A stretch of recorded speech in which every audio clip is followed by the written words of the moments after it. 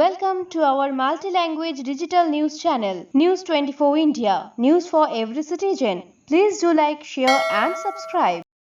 অনলাইনে কিনতে শর্ট 1 লাখের লুটপাট। করোনা আবহে বাজারে কেনাকাটায় ভয়ের কারণে ঘরে বসেই অনলাইন শপিং সাইটের দিকে ঝুঁকছেন মানুষ, কিন্তু সেখানেও পাতা রয়েছে অদৃশ্য ফাঁদ।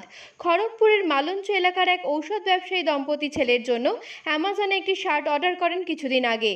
অনলাইন পেমেন্টে শার্টটির দাম ছিল 600 টাকার কিছু বেশি, কিন্তু শার্টটির সাইজে সমস্যা হওয়ায় সেটিকে রিটার্ন করার সময় ডেলিভারি বয় একটি হেল্পলাইন নাম্বার দিয়ে সংস্থায় অভিযোগ জানাতে বললে শুরু হয় প্রতারণা। ওই নম্বরে ফোন করার পর ভিকি নামের কেউ ইউপিআই এর মাধ্যমে অ্যাকাউন্ট থেকে প্রায় 1 লাখ টাকা লুট করে।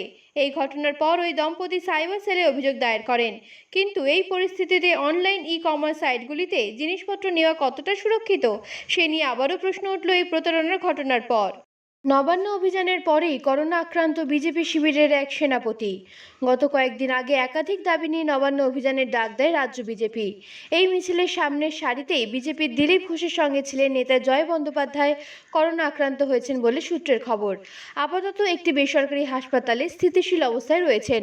তার জ্বর ছাড়া অন্য কোনো শারীরিক সমস্যা নেই বলে জানিয়েছেন চিকিৎসকেরা। এদিকে দিলীপ ঘোষেরও শারীরিক অসুস্থতার খবর সামনে এসেছে। তিনি বিভিন্ন কর্মসূচি বাতিল করেছেন ইতিমধ্যে। প্রধানমন্ত্রীর ভার্চুয়াল সভাতেও যোগ দেননি বিজেপির এই দুই হেভিওয়েট নেতা। রাজ্যের গেরুয়া শিবিরে করোনার থাবায় আগেও বেশ কয়েকজন আক্রান্ত হয়েছেন।